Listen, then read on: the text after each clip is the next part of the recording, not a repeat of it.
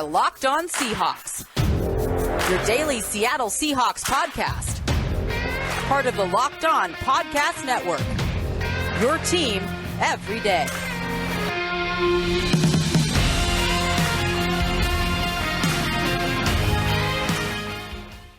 Greetings, 12. This is Corbin Smith, your host for Locked On Seahawks. Joining me, as always, my co-host in crime, Rob Rang. Our favorite episode of the week, it's Matchup Wednesday. Going to be breaking down key matchups to watch when the Seahawks host the Saints on Monday Night Football. A lot of intriguing matchups on both sides of the football that we're going to be diving into on today's show. Thanks for making Locked On Seahawks your first listen every day. We are free and available on all platforms. This episode of Locked On Seahawks is brought to you by McDonald's, proudly serving communities since 1965. McDonald's has always been more than just a place to get tasty, affordable food. It's an unofficial community center. A big thank you to our friends at McDonald's for always being there. I'm loving it. Now for your lead story here on Locked On Seahawks. The Seahawks have been in the hunt for quarterback insurance ever since Russell Wilson underwent finger surgery 2 weeks ago. Pete Carroll even mentioned that they had contacted Cam Newton potentially about joining the Seahawks. Nothing seemed imminent there, but they did add to the room today a familiar face coming back to the Pacific Northwest as the Seahawks were awarded Jacob Eason off of waivers from the Colts. And Rob, I know that Eason was a player that intrigued you a lot, being a former five-star recruit, a superstar at Lake Stevens High School, which is about 10 minutes from where I live, about 30 minutes north of Seattle. He is a revered figure here, played 1 year at Washington, kind of had a disappointing season in some regards. The Huskies did not meet expectations as a team, but 6'6", 231 pounds. He has an elite arm. He has elite physical tools. If he takes to the coaching, this is still a player that with the right situation could be a really solid NFL quarterback. So this is an intriguing pickup, in my opinion, one that did not surprise me at all. Well, it surprised me a little bit that the Indianapolis Colts allowed him to be available for other teams to pick up. But I think that this is a slam dunk selection or addition by the Seahawks because they do have the players in position to mentor a talent like Jacob Eason. As you said, Corbin, I mean, this is a guy that has the five-star arm, the five-star size. I mean, this should have been a first-round pick. And instead, he wound up falling to the middle rounds of the draft a couple of years ago. And the Indianapolis Colts brought him in. And I see all the physical traits that you want to see of a quarterback with Jacob Eason. But at the same time, there have been questions about his dependability, about his work ethic.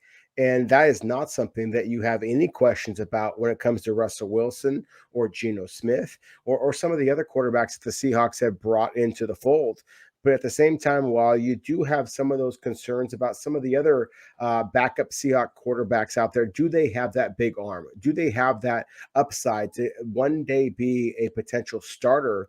You don't have those concerns about Jacob Eason. And as you mentioned, this is a quarterback who has some Pacific Northwest roots. I love this reunification of Jacob Eason in the Pacific Northwest. To me, this is one of those gambles that is a high upside with very minimal risk. And so to me, this is exactly one of the things that you are excited about as a Seahawks fan. Yes, you want to win more games, but if you're not winning more games, if you are very low on the waiver list and you are able to kind of steal players from other teams, then take full advantage of that. So tip of the cap to John Schneider and the Seahawks scouting staff. They are looking to improve. They are looking to bring in the young talent that actually has the physical upside that could mean game changers. With a little bit of development, I think Jacob Eason can be exactly that. You look at Seattle's quarterback situations. I mentioned this is not surprising to me just from the fact that when he was released a few days ago, I thought immediately Washington Husky kid, former Lake Stevens standout, has a big arm, the ability to throw the ball downfield. He's only 23, going to be 24 in November. It sparked me as somebody, especially with the interest that Seattle has had in other quarterbacks. They had Blake Bortles in for a workout last week. They have been kicking cans around looking to find somebody that is going to be an upgrade over Jake Luton or Danny Etling, who they just added back to the practice squad last week. It's clearly evident to me, Rob, that there's not much comfort in the building about having Jake Luton be the number 2 quarterback right now. behind Geno Smith. If they were comfortable with that, they would have moved him up already to the 53-man roster. They had an open spot. Instead, they reverted him back to the practice squad after being a game day elevation last week. And they only have one more elevation with him remaining. And we know Russell Wilson's going to be out for at least 2 more games, if not longer. He could be out 4 or 5 games coming back from the surgery that he had. They're hoping he's back in week 10. But this is a kid that has way more upside and potential than Jake Luton or Danny Etling is going to have. Now, it's going to take him some time to learn the playbook. And from what I've been told, that is the biggest reason the Colts moved on from him as they did. He was not able to get the playbook down the way that they wanted him to. He struggled in the limited chances he had earlier this year replacing Carson Wentz. He did get thrown in to the fourth quarter of a tight game against a very good Rams defense. So I don't know how much stock to put into that. He got put into a really difficult situation, got picked off by Jalen Ramsey, who's done that to a lot of quarterbacks in this league, some really good quarterbacks in this league. But he's got those elite physical tools that if you can just reach him, and maybe this is the right situation, him being around Russell Wilson, even if Russell Wilson's not practicing right now, being around a worker like Russell Wilson could make all the difference for this kid who has just had his issues occasionally, it seems like, with work ethic and the dedication he needs to show. Maybe that changes in Seattle. If it doesn't work out, you can cut him in a week or two. It's not a big deal. It's not like you're going to be paying him a ton of money. So I agree with you. I think this is a home run pickup for him, a guy that's got a ton of upside that could potentially be your number 2 quarterback next year. Geno Smith's going to be a free agent after this season. If he plays well the next couple of weeks, somebody might give him a chance to compete for a starting spot with another team. Eason could be that fallback option that is a good enough quarterback from a potential standpoint that you could be developing and thinking, especially with Russell Wilson, what happened last offseason, maybe a year or 2 from now, he could end up being the guy. And I'm not saying that's what's going to happen, but he's got the kind of talent that he could start in this league if he's able to put everything together. It just hasn't happened to this point. He could be the go-getter. He could be the faux-getter. I mean, that's the way I would look at Jacob Eason, is that this is a guy who has so much talent, as you just mentioned, Corbin, but at the same time, he has not shown the willingness to really, truly commit himself during his time with the Indianapolis Colts. That's what led to his release. During his time with the University of Washington. College, too. Frankly, during his time at the University of Georgia as well. This is a really super talented quarterback. But, you and I, Corbin, of course, both with our experience as teachers, we have seen too many students, frankly, that have all of the talent, the intelligence, or whatever that is that you need, but they don't have the work ethic. And so that would be the conversation I would have with Jacob Eason, is like, wake up, young man. You have an opportunity here. You are now going to your second NFL team, and there's not a lot of third opportunities in the NFL, which is longtime Atlanta Falcons head coach Jerry Glanville. I'm aging myself. That said, the NFL stands for not for long. Well, not for long if you are not going to be able to understand the offense on a team that you were with them for 2 years, as he was with the Indianapolis Colts. So I think that this is a perfect matchup with Jacob Eason with the Seattle Seahawks, because of the fact that Russell Wilson might just be the most competitive man in all of the NFL. And Geno Smith has demonstrated his understanding, his willingness, his grit. So I think that he is an admirable, admirable person to look up to as well. And I think that the Indianapolis Colts have had that also. But now I think it's a little bit more of a sense of urgency, hopefully, for Jacob Eason. If you are good on and off the field, Jacob Eason, you could be great on it. And so that's the thing, is that you are getting an opportunity here, and a very rare one at that. So to me, this is all the pressure is on Jacob Eason to truly take full advantage of this opportunity. And if he does not, as you just said, Corbin, the Seahawks are able to kind of cut ties very quickly. Obviously, there was a number of NFL teams that felt that they could already move away from Jacob Eason, a guy who has that size, who has that arm strength. But obviously, there's a lot of NFL teams out there who don't think that he is worth that chance. Jacob Eason, this is on you. You have that opportunity. Take full advantage of it. Yep, and we'll see when he gets a chance to dress, if he dresses at all. Again, he's got to impress during this first week or two, where the Seahawks might be like, you know what, we took the flyer. didn't work out, we're moving on. But you would figure week 8 is probably the earliest he would dress because he's only going to have 5 days now to try to learn an offense. I would presume that Luton or Etling is going to get elevated to the active roster since they've been around. They know the offense. And then maybe when Jacksonville comes to town in week 8, Eason maybe can be the backup for Geno Smith. We'll have to see how this plays out. But again, I think this is well worth whatever risk there is. I really think this is a no-risk addition to this team. And if it works out, you could have a guy that might be able to compete for the number 2 spot next year. And again, his ceiling, he could be a starter in the NFL. He has all the physical tools. So we'll see how it plays out. When we come back in the second quarter, it's matchup Wednesday. We're going to look at when the Seahawks are on offense going up against one of the NFL's best defenses for the Saints. We'll be right back. You're listening to the Locked On Seahawks podcast, part of the Locked On Podcast Network, your team every day. Hey, Seahawks fans, this is Corbin Smith with an incredible app everyone who buys gas needs to know about, GetUpside. Listeners are making up to 25 cents for every gallon of gas every time they fill up. Just download the free GetUpside app in the App Store or Google Play right now and use the promo code TOUCHDOWN to get a bonus 25 cents per gallon on your first fill up. That's up to 50 cents cash back. Don't pay full price at the pump anymore. Get cash back using GetUpside. Download the app for free and use the promo code TOUCHDOWN to get up to 50 cents per gallon back on your first tank. Some people who drive a lot are making as much as $200 to $300 a month in cash back, and there's no catch. The cash back gets added right to your account. You can cash out anytime with your bank account, PayPal, or an e-gift card for Amazon and other brands. Again, just download the free GetUpside app and use the promo code TOUCHDOWN to get up to 50 cents per gallon cash back on your first tank.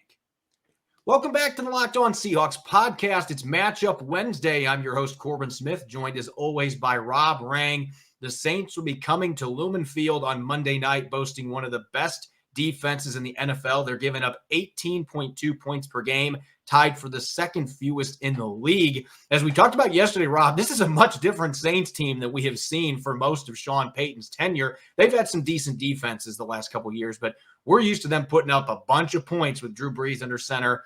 This is now a defensive-led team. They can put points on the board. They still have some offensive weapons, but they've got a lot of talent on the defensive side of the football. And so Seattle's going to have to deal with one of the best defenses in the league on Monday night. Geno Smith under center, second straight start, replacing Russell Wilson. Let's talk matchups, Rob. What's the first one that jumps out to you when we're looking at this Seahawks offense going up against this stout Saints defense? Well, I think the very first one that you have to talk about, Corbin, is actually talking about a player that the Saints have not had since week 1. And that is, how are the Seahawks going to be able to slow down Marcus Davenport? Now, he only has 1 sack on the season. He had 2 tackles for loss in that same game, the week 1 opening stunner victory over the Green Bay Packers. I mean, a lot of Seahawks fans out there might remember that Aaron Rodgers, the Green Bay Packers, struggled out of the gate and got, basically embarrassed by the New Orleans Saints. Well, that in large part was due to the fact that Marcus Davenport, Cameron Jordan, a long-time stud defensive lineman for the Saints, they had a field day against the Green Bay Packers offensive line. And considering the fact that we have seen pass rushers be able to, frankly, embarrass Seattle's front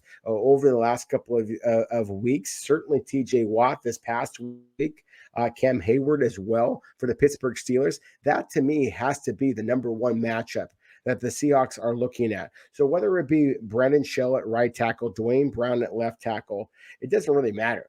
The Seahawks have to be able to slow down a pass rush that has not been statistically very impressive for the New Orleans Saints, but I think that has to be priority number 1. If you want Geno Smith to be able to help the Seahawks to victory, then help is the key word. You have to be able to protect them a little bit. And it was somewhat excusable when you're playing at Heinz Field and you have to worry about the snap count. You have to worry about the crowd noise and all that. But when you are playing in the so-called friendly confines of Lumen Field, where, by the way, the Seahawks are 0-2 at this point, then it is absolutely critical. It is priority number 1 that you have to be able to protect your quarterback. And so Dwayne Brown, Brandon Shell, it is the priority number 1, being able to slow down the improved pass rush that I think that you are going to see from the Saints with Marcus Davenport, the former number 1 overall pick and easily the best pass rusher in the New Orleans Saints team,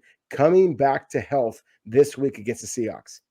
Yeah, the Saints have 2 or 3 really good pass rushers. Obviously, Jordan is the headliner, has been one of the best defensive ends in the NFL for close to a decade. But Davenport's a player that's really started to come into his own early on in his career. This is a player the Saints gave up a lot to trade up and get coming out of UTSA and didn't play very well his first couple seasons in the league. But this is a guy that's got a ton of talent, really explosive off the edge.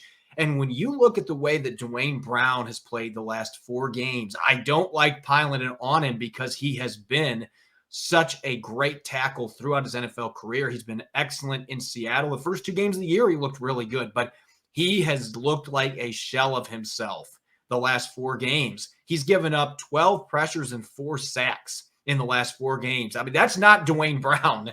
It just something is up, whether it was the fact he didn't participate at all in training camp and after the first couple games, it ended up catching up with him. I mean, I don't know what's going on there, but from a technique standpoint, he does not look right. There's been some communication issues there. You can't have that happen against this Saints front line with those 2 guys rushing off the edge. And Brandon Shell had a really tough matchup with TJ Watt last week. They put him on an island. He got beat several times. You can't have that happen this week against the Saints. The Seahawks are going to have to provide some chip help with running backs or tight ends. They're going to have to do something so they can give Geno Smith some time to be able to throw the football, especially because going into our next matchup here, this is the other problem they're going to have to deal with. As good as those 2 defensive ends are, you and I talked about this before the show. I think maybe the biggest strength of this Saints team, and it's so weird saying this because for a long time it was the biggest weakness when they had historically bad defenses around 8-9 years ago when Rob Ryan was running the defense. They couldn't stop any passing games. This secondary is fantastic. You've got Marshawn Lattimore at one cornerback spot. You have Paulson Adebo, the rookie out of Stanford, at another one. And in the secondary, they've got Williams, who's got a couple interceptions. They've also got Chauncey Gardner-Johnson, who's really come into his own. I mean, this is a loaded secondary. And so really it's strength versus strength when you consider DK Metcalf, Tyler Lockett, Freddie Swain going up against that group of corners and safeties. That's going to be must-see TV, and the Seahawks better hope that their all-pro and Pro Bowl receivers bring their A game. And you could maybe include Gerald Everett there as well. You need your tight end to contribute when you're playing against a secondary this good that can match up with your star receivers. Well, no question about it. I mean, the Saints have 9 interceptions through 5 games. I mean, the Seahawks would love to have that kind of ball skills from their defensive backs, and they have not yet seen that. So I think that this is absolutely a matchup that you could make the argument that this is the number 1 matchup here. In terms of just bring your popcorn, as T.O. once said, I think that this is the most exciting matchup from a fantasy football kind of a perspective, because as you mentioned, Marshawn Lattimore is an absolute superstar. Paulson Adebo, I think that he is going to be a kind of a dark horse defensive rookie of the year kind of candidate. Already is tied for the Saints lead with 2 interceptions, again, through just 5 games because the Saints were on bye this past week. PJ Williams has 2 interceptions. He's another cornerback for them. Marcus Williams, the free safety from Utah, has a couple of interceptions as well. Again, the New Orleans Saints are taking away the football at the defensive back positions, and considering how much talent the Seahawks have at wide receiver, DK Metcalf, it's on you to make some big plays down the field. Tyler Lockett, it's on you to make some big plays for Geno Smith as well. Freddie Swain, Gerald Everett, talk about whoever you'd like. The New Orleans Saints have the athletes to be able to run with the Seahawks receivers. Again, we talked about before, it's incumbent on the Seahawks to be able to protect Geno Smith. That means pass protection. It also means your receivers and your other pass catchers have to make plays. And I thought that the Seahawks made some big plays against the Pittsburgh Steelers, obviously not enough to earn a victory. You're going to have to make even more plays against, frankly, a more talented New Orleans secondary if you are going to be able to get out of this game with a victory as well. And I think that it bears note here, and this is going to be a fitting final matchup. And to me, this is one that's maybe being overlooked, but the Saints are the number 2 run defense in the NFL. So it's not like that this is just a team that can stop the pass and their run defense is suspect. They've been really good with their front 7. Demario Davis at linebacker. They got a couple unheralded defensive tackles that might be no names for the rest of the league, but I mean, they have been stuffing opposing running games. But I think for the Seahawks to be able to win this game, they're going to have to be able to establish the run. And coming off that strong second half against the Steelers' run defense has been pretty good this year as well. That should give them some confidence they can get the job done. The issue is going to be, do you have Damian Lewis? He's dealing with that shoulder issue that forced him out of the game on Sunday night. Is he going to be available? If not, you've got Jamarco Jones starting. Of course, Phil Haynes is still in your practice squad. You could elevate him if you wanted to play him at the left guard spot. But whoever's playing there, along with Kyle Fuller, who has really improved as this year's progressed, by the way, and Gabe Jackson at right guard, those three guys in the interior, they need to get the job done the way they did in the second half against the Steelers. Seattle is not going to be able to win this game slinging the ball all over the place, not just because you've got your backup quarterback in, but because the matchups favor the Saints. They've got the edge rushers coming on the outside to get to the quarterback if you drop back a bunch. They've got a really good secondary at the corner and safety spots. Not that the Seahawks can't get some big plays in the passing game, but you're not going to be able to live and die by that in this game. You have to be able to run the football. And this is not going to be an easy team to do that against, but the Seahawks have got to find a way. It starts with those big three guys in the middle of the offensive line. They need to carry over what they did second half last week into this game right away. Get that run game rolling. Give Geno Smith a run game to complement him on offense. Yeah, no question about it. I mean, as we talked about, I mean, this is a very talented New Orleans Saints defense, especially. And so, I think that it is absolutely critical that the Seahawks establish the running game. And we may sound like a broken record. We've been talking about this for years on end now. But the New Orleans Saints have played 5 games. They have held the limited their opposing offense to under 100 under 100 rushing yards in 4 of those 5 games. And so to me, it's absolutely critical that if you are going to try to protect Geno Smith, that you do so with your running game. And so whether it be Damian Lewis at left guard, whether it be Jamarco Jones, really doesn't matter. In my opinion, you have to be able to create some push. And I look at Freddie Roach, one of the defensive tackle for New Orleans. I look at a guy like Albert Huggins, who's a big man. You have to be able to create some push. I love that you mentioned Demario Davis. I don't think that he gets enough credit for how good of a football player, how instinctive, how physical of a linebacker that he is.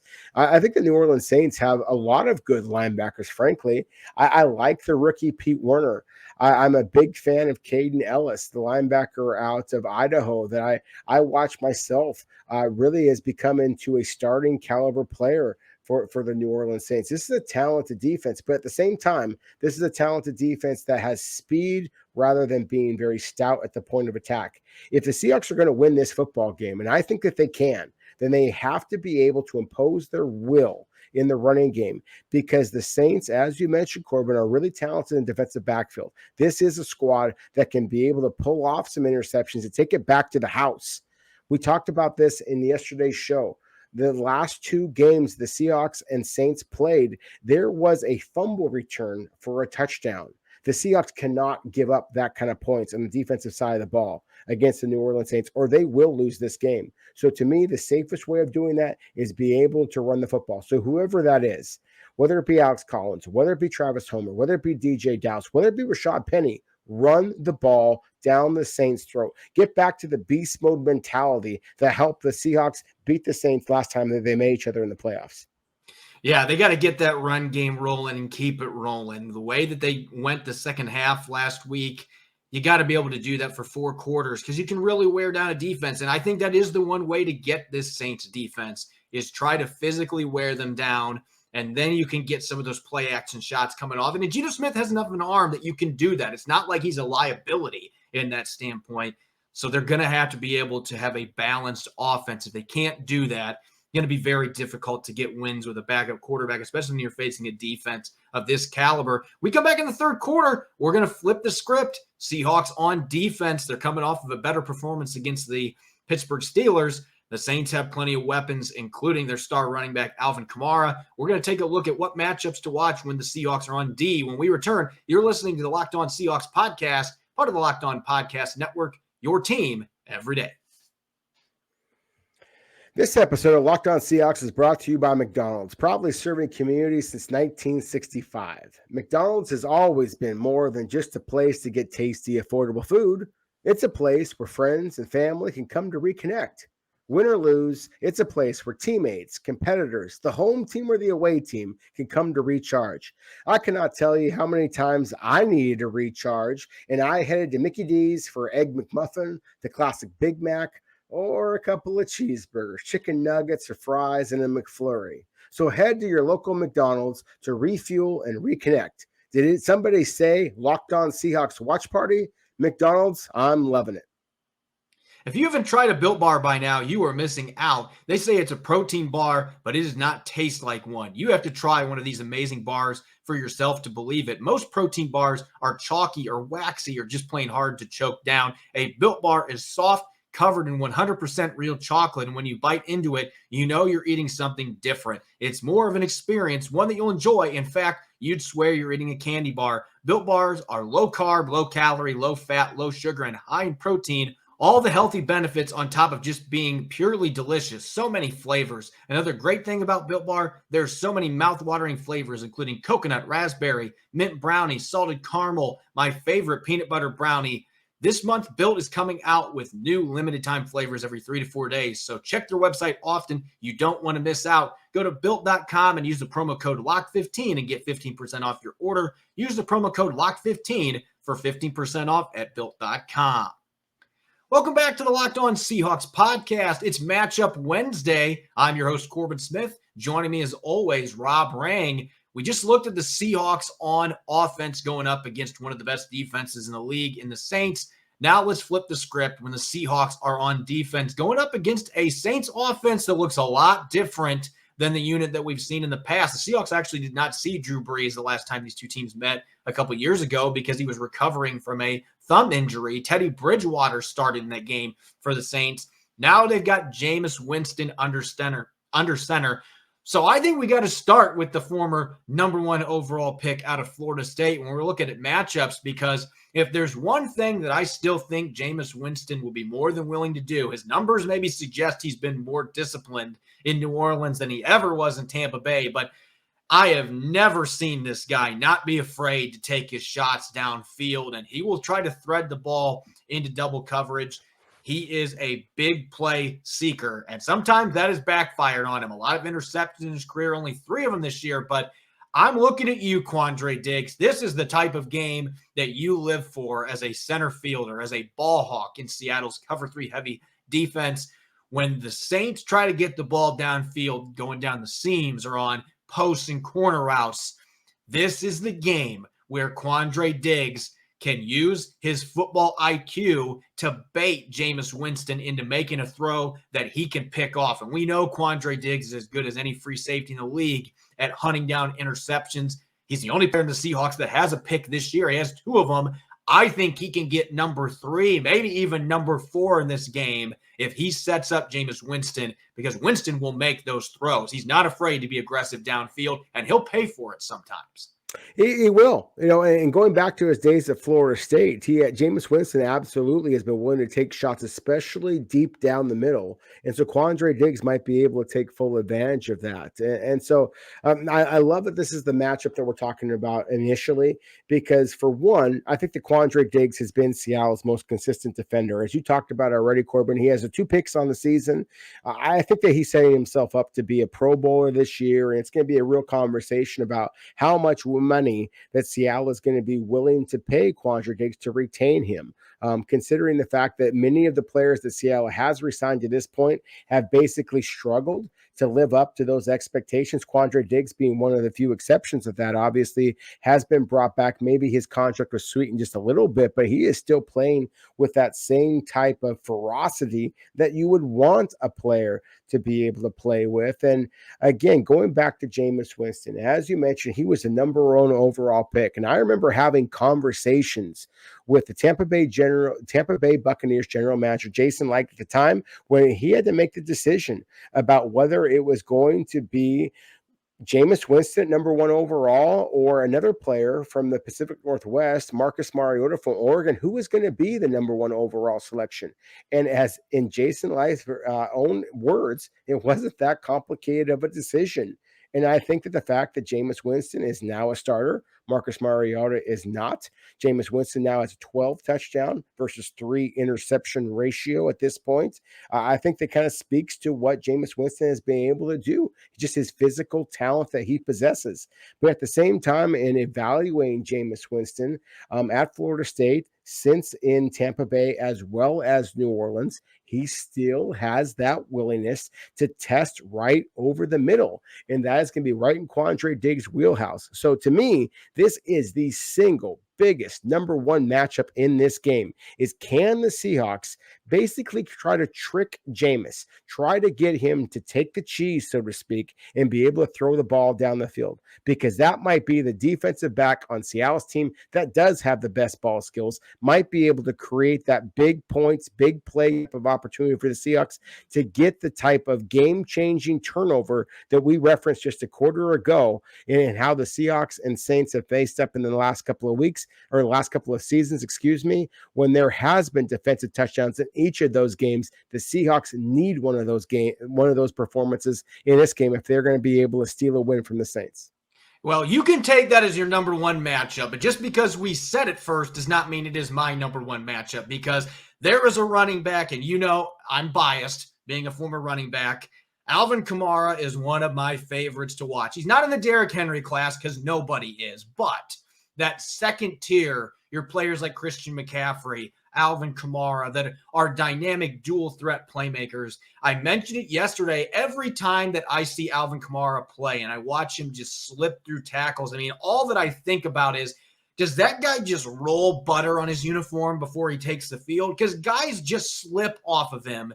He just has that uniqueness to him, and he does it as a runner. He does it as a receiver. He killed the Seahawks in both capacities the last time these two teams met. So Bobby Wagner, Jordan Brooks, if Darrell Taylor plays, Cody Barton, those linebackers that have a lot of responsibilities to go after running backs out of the backfield on run plays, or whether they're going out of the backfield to catch the football. The onus is going to be on the linebackers to try to slow this guy down. You got to get into the ground. You've got to wrap. That is the most important thing when you're dealing with Alvin Kamara, because, again, if you're trying to arm tackle this guy, he's just going to slither through you. And then the next thing you know, he's in the end zone. He's not one of those guys that when you watch him, you think, man, he's got 4.2 speed. He can just absolutely fly through the defense.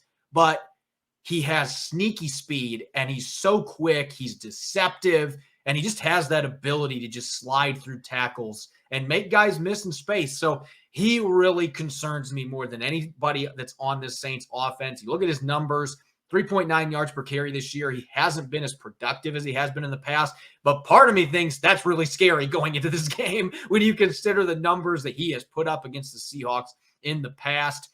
That, to me, is the number 1 player that the Seahawks must key in on. Bobby Wagner, Jordan Brooks, you guys need to have your A game ready to go, especially defending him as a receiver, because if he gets out on swing routes or he's running his Texas routes, whatever they're having him run, and you've got a linebacker against him, that is typically a major disadvantage for the defense. Seattle's linebackers, they have to make it that they can at least make that an even draw. They have the talent there, but you better bring your A game or he will expose you.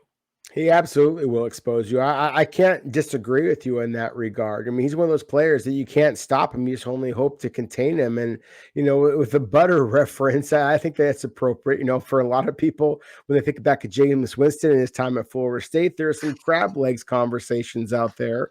And I think that, hey, being a Pacific Northwest guy, there is not much anything better than I crab want legs. Some crab now, thanks. With a little bit of crab legs and some good butter. And Alvin Kamara absolutely provides that. And you're right, Corbin. His ability out of the backfield, not only as a runner, but as a receiver as well, considering how many receptions the Seahawks have given to running backs, including the aforementioned Derrick Henry, as well as Najee Harris and the Pittsburgh Steelers just this past week. When you have a receiver that has the hands that Alvin Kamara has, he is New Orleans' leading receiver at this point. So it's not a surprising matchup. I think that it's absolutely a critical matchup, and one that the Seahawks have to be able to basically just minimize him. And oh, by the way, we talked about the former University of Washington player Jacob Eason as being a addition to the Seahawks earlier in today's show. Dwayne Washington, another former University of Washington Husky player at the running back position, is Kamara's primary backup at this point. And then, oh, by the way, there's also the quarterback slash running back slash tight end slash do-it-all player Taysom Hill from BYU, who also makes the New Orleans Saints running game that much more dynamic. So that's the thing, is that the Seahawks linebackers and Bobby Wagner and obviously Jordan Brooks, Cody Barton, whoever it is that's going to be playing at the linebacker position for Seattle in this week's game, it is critical, considering the fact that New Orleans does not have the typical dynamic talent, the wide receiver positions that they've had in the past. It is absolutely critical that you try to minimize the damage that is being made from New Orleans running backs, from the quarterback Taysom Hill in the short to intermediate passing game. If you don't do that, the New Orleans Saints will do the exact same thing the Pittsburgh Steelers will do. They worked their way down the field and scored enough points to emerge from a victory when the Seahawks, frankly, were the more talented, more physical team throughout the rest of the game. Last matchup here real quick. We could talk wide receivers, and typically when we're talking about the Saints, they are low to the position. And no offense, because they do have some good guys in that group. Marquez Callaway has been a breakout star for him this year. Deontay Harris has put up some pretty good numbers, but they have another player that is kind of that hybrid tight end receiver around 6'4", 231 pounds in Juwan Johnson. This year, 6 receptions for 64 yards, and he has scored 3 touchdowns. So half his receptions have been touchdowns. He has been a monster to contain in the red zone. This, to me, is a matchup that has to be highlighted that maybe a lot of fans aren't going to know about going into this game, because one thing that Jamal Adams has really struggled with in his 2 years with the team, he can say whatever he wants, but he's had his issues in coverage. I think Jamal Adams is going to get matched up against Juwan Johnson quite a bit in this game, and I also think Marquise Blair in the slot. This kid has had a lot of reps running routes out of the slot. I think both those players are going to get opportunities in coverage going against Juwan Johnson, who's got good athleticism. He's got good size, soft hands. He's really coming into his own as that hybrid tight end that Sean Payton loves to have in his offense. To me, this is kind of that under the rug matchup that maybe nobody else is talking about, but me watching the film, I'm thinking that is a guy, given the track record the Seahawks have against tight ends, that scares the bejeebers out of me. If Jamal Adams is not going to be playing at his very best and Marquise Blair's not playing at his very best, I could see Jameis Winston attacking Seattle's defense with this athletic young tight end, and he could potentially have a career game. So to me, this is that under the rug, under the radar, however you want to put it, matchup that could have major ramifications in this game. Yeah, it's funny. I was kind of listening on Sirius XM radio, Corbin, and I was listening to some of their fantasy football experts or analysts, and they were talking about the fact that Seattle has given up as many receiving yards and touchdowns to tight ends over the Pete Carroll years as just about any team in the league. And so considering that Juwan Johnson has 3 touchdown receptions on the year, that ties him with Marquez Callaway for the most for the New Orleans Saints, and how much Seattle has struggled to protect against tight ends in the past, I think you can just look at just about any team that you've seen Seattle go up against this week. I mean, whether it be Pittsburgh this past week, whether it be against Minnesota. I mean, some tight ends that not a lot of even the most interested NFL fans out there would necessarily know their names right off of the top of their heads, and yet they have had success. And so a guy like Juwan Johnson, who has had statistical